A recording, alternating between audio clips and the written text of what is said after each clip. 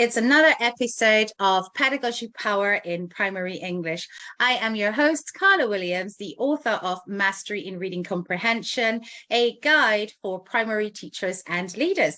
And today we have an amazing special guest all the way from New Jersey. And this is Trevor Bryan, who is the author of The Art of Comprehension. Trevor, you've been an art teacher in New Jersey for over 20 years, with a wealth of experience in art, but somehow you've made a transition into reading comprehension, which I find absolutely fascinating. Can you tell us a bit more about that journey?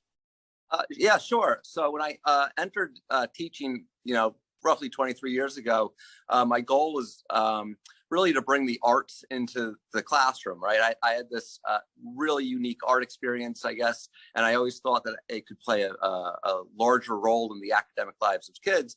And I was always looking for ways of, what people would call arts integration. And a lot of the frameworks that we had at the time just didn't really click with me. I felt like a lot of things were inauthentic or a little bit shallow. But I was on this journey to try and bring the arts in the classroom. And I realized very early that I didn't have a good way of talking about art with students and with teachers who don't have an art background. And so that became another problem. So I was trying to figure out, how can I have better conversations with art or about art with students and colleagues that aren't familiar with art, especially if I was going to try and go into their academic classrooms, right? I needed ways that they would understand. I needed ways for my administrators to understand. And so I was in a reading comprehension workshop, and the way that they were trying to get students to talk about texts is the way that I talked about artworks with my friends. And I went to an inclusion class, a class that had some striving readers in it.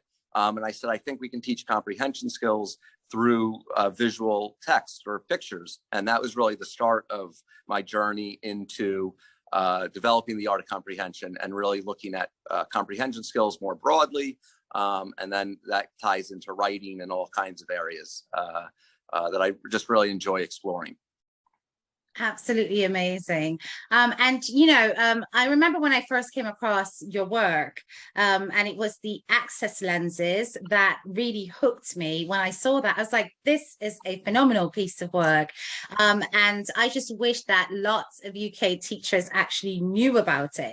I kind of made it my point of duty to just go around every school that I was consulting at, say, hey, have you seen this book? Have you seen how this guy has broken down inference? Because that's the part of the curriculum that it appealed to the most for me. The way it broke it down and made it so easy for children to be able to analyze text was absolutely fascinating. And that brings us to the focus of this blog. We are going to be looking at whether or not inference can be taught in primary school. I have heard so many different perspectives on this, Trevor. People have said to me that inference cannot be taught. I've been to so many training sessions where I've heard inference cannot be taught. Children either have it or they don't. It depends on their background, how much they've traveled, the things they've seen. And somehow something in my gut said, actually, I don't quite agree with that. What is your perspective? Can inference be taught? Yeah, I think it can be taught. I mean, I think there is a level of background knowledge that you have to have, but when you break it down into pieces that are manageable for students, right? I think inferencing is synthesizing information, and that's what the access lenses try to help students do, is to show them the parts that the key details that they need to kind of synthesize into meaning.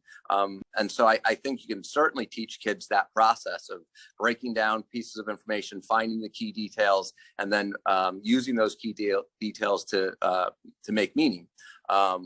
So I definitely think that aspect of it can be taught. And I think using pictures, as we'll probably talk about in my work, is an easier way of doing that in a lot of cases. Absolutely. And certainly providing children with images is a way of deepening that background knowledge, isn't it? You are Yeah, exposing them and giving them an experience that may be difficult for them to visualize had they not seen an image. And that really is what our memories are of our experiences. They are mini images in our brain that we put together, and we hold on and retain those memories in a way that we interpret the emotions that are attached to the pictures. So right. certainly pictures are really, really important. Now, one of the things that we've got to be thinking about as teachers is what tools to bring that experience. What tools should we use to bring that experience? And you mentioned picture books. Now, picture books is something that the older children get, the less they have of it in the classroom. We see lots of it in Key Stage 1, where we're talking, or year, reception, year 1, year 2, early years. All the younger ones have all these lovely picture books. And then the moment they hit Key Stage 2, it starts to become less evident in reading for comprehension, more evidence in reading for pleasure, where children choose those kind of books just to enjoy them. And I do believe that there's something that we're missing here. What are your recommendations in terms of using picture books for broadening and deepening understanding of text in older children's lessons? Yeah, so I think picture books play an important role because they're manageable stories for most kids, and you can take in the whole story. Where if you're working with chapter books are going to overwhelm a lot of kids because the amount of information that they have to retain in order to think through that text can be quite challenging.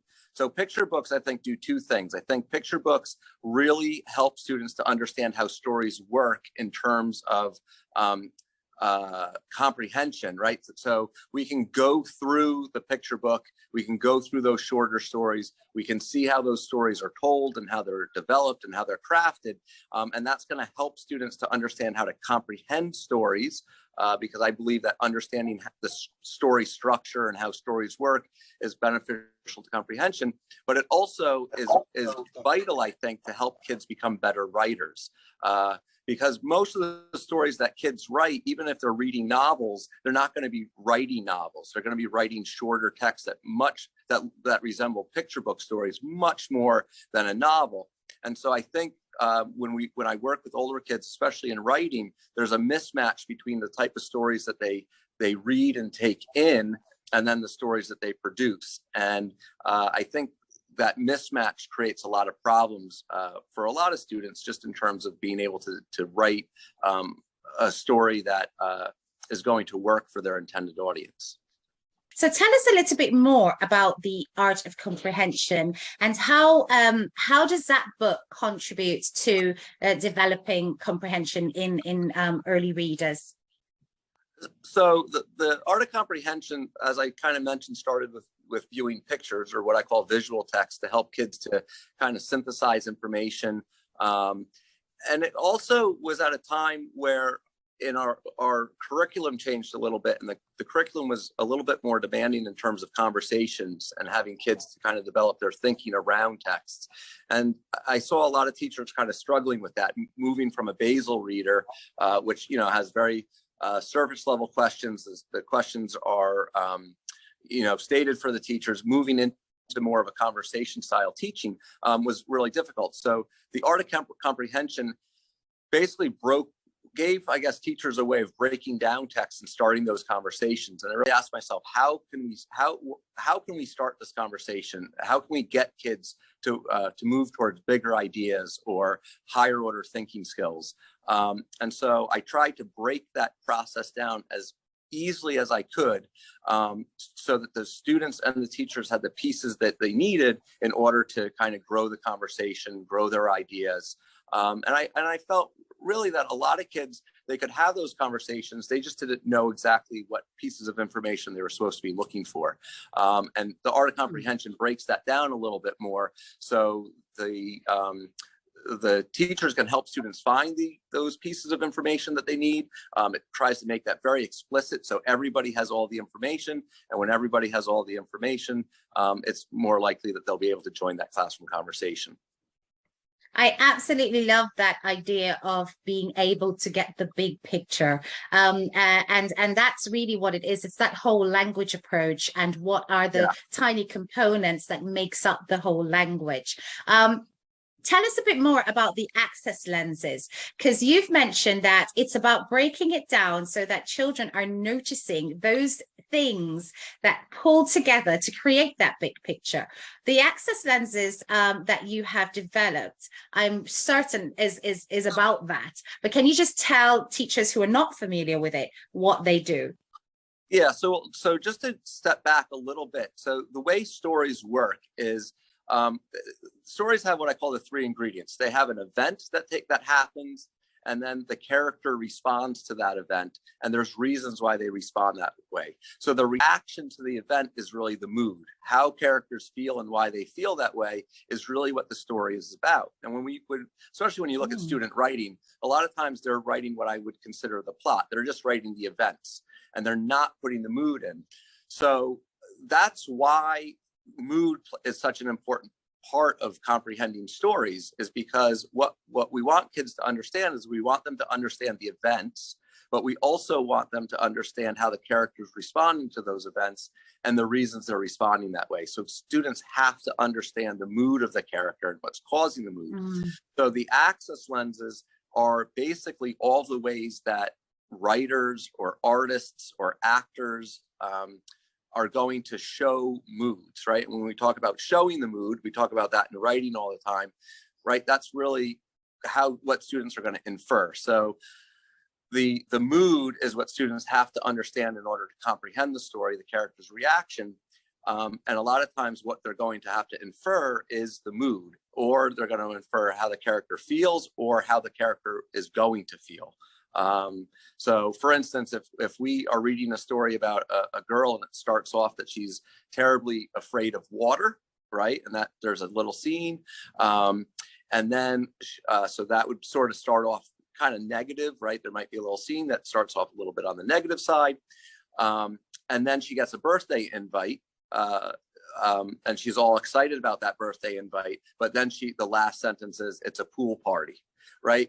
The reader would have to basically infer how that girl feels and why she feels that way. But even in that little telling, right, we had some events, we had some reactions, and then we understand the reason for that reaction. And I think that's really where comprehension comes from. And so the access lenses kind of point students in the direction of where to look for that information, so that they have enough information to synthesize. Absolutely. And I just have to say, I actually used your access lenses today while coaching. And I used it in a drama lesson. The children were actually acting out a scene from Escape from Pompeii. And they were pretending to be the main characters in that book. And they had a bit of a tricky time figuring out whether or not the emotives were negative or positive. And when we broke down the vocabulary using, very simplistic images, smiley face, sad face, and just kind of listed those words that were coming out of the story, they recognize, and actually it's a really negative thing that was happening based on the fact that most of the vocabulary landed under the sad face. And then we kind of looked at the access lenses to describe, well, what kind of facial expressions would the character have if this was taking place, and what kind of body language would they have when they were about to go on the ship and they were leaving their family members behind. And it was so much easier for the children to visualize because the access lenses made it accessible. And that's exactly why you call it access lenses, no doubt. Yeah. Very simple. Yeah, and I think a lot of kids just aren't. It's not that they even don't know. A lot of kids just aren't confident, right? And they don't quite understand where kids are pulling that information from. And I think the more explicit we make that for everybody, it just kind of gives everybody access, right? It's a very simple word, access to the text and access to the thinking, and access to almost to the process behind the thinking. Right. So really, the art of comprehension is about social justice when you think about it. Yeah, in some It ways, it is about absolutely can be applied that way. Yeah. Yep. yes, Absolutely. yes. So the next question I'm going to ask you kind of reflects on your previous comment about mood. The mood in the text and identifying it in one section where it's clearly either positive or negative can be a bit more straightforward than trickily identifying when the mood shifts. Can you suggest any tips or strategies that helps children to identify when mood shifts from one to the other through a text? Yeah, so I think the first part of that question is understanding that the way stories work is that there's going to be a mood change.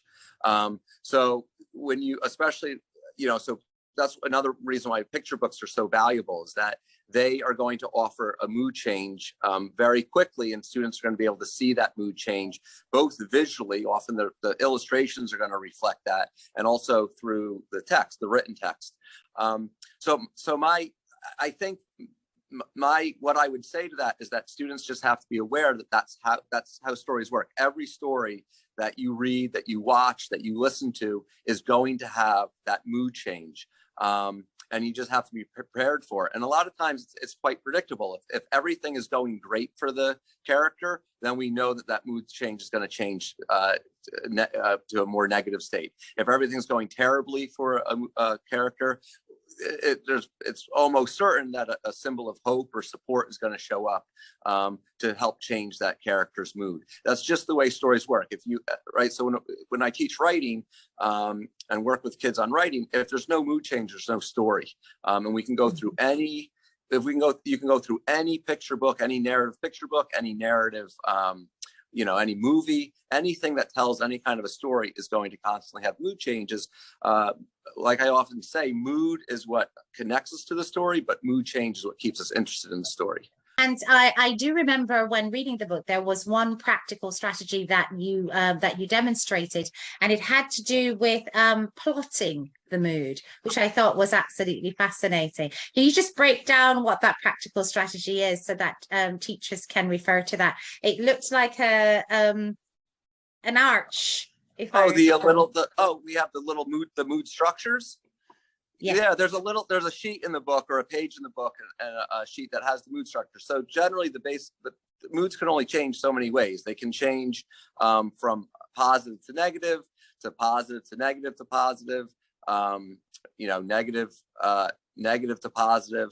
They can change from negative to more negative, or positive to more positive. And so there's just little illustrations. And when I work with kindergartners, right, as soon as they understand the concept, which doesn't take very long, we show a picture book, their little fingers will start moving. If it starts off negative, they know that the mood's going to change. And one strategy to help them to recognize that is just doing picture walks of books. So when we just flip through the pictures, we can kind of pick out how the story starts, and then you can kind of pick out the picture where that mood changes. And then when we read it, it helps us to understand why that mood changed. But a lot of times you can kind of see that in the illustrations, just through the colors, body language, the facial expression lenses, all the information on the axis lenses will be there. But doing a picture walk is an excellent way of getting kids to kind of see how that mood changes. What an excellent idea. And another thing that we struggle with as teachers here in the UK is getting children to justify smartly. They will come up with the right idea. They'll infer correctly. They'll say that a character is feeling a particular way as a result of the events in the text. But then when it comes to fully explaining why they think what they think, they start to struggle. They either do things like over-retrieve evidence, so they start to gather all of the evidence and say, well, because all of that happened, or they give limited evidence that doesn't quite sustain why they think what they think. Do you have any suggestions for teachers in terms of how to get our children to justify in a way that makes sense? Well, I think in terms of mood, which again, I would argue is what kids have to infer most of the time, right? How the character's feeling or how they will feel. the access lenses are helpful to do that because they kind of show the student the ways that the author or the illustrator is going to show that mood. And so just pulling 3 or 4 lenses out of the access lenses that apply to whichever the text is going to help students to know what types of information is usable in order to answer those questions.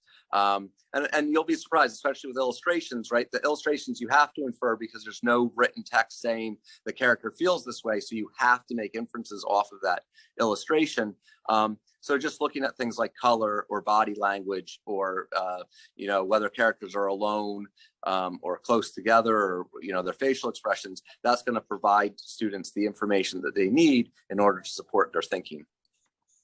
Thank you very much, Trevor. That has been so informative and so interesting. And for teachers in the UK, I highly suggest that you do reach out and grab that book. It is available on amazon.co.uk here in our country as well. It is worth having on your shelves, and it's got photocopiable resources at the back, which is always a plus for us. So thank you so much for sharing your insight on the fact that actually inference can be taught. And that there are smaller steps to lead to the big picture. So quick chat time on Pedagogy Power.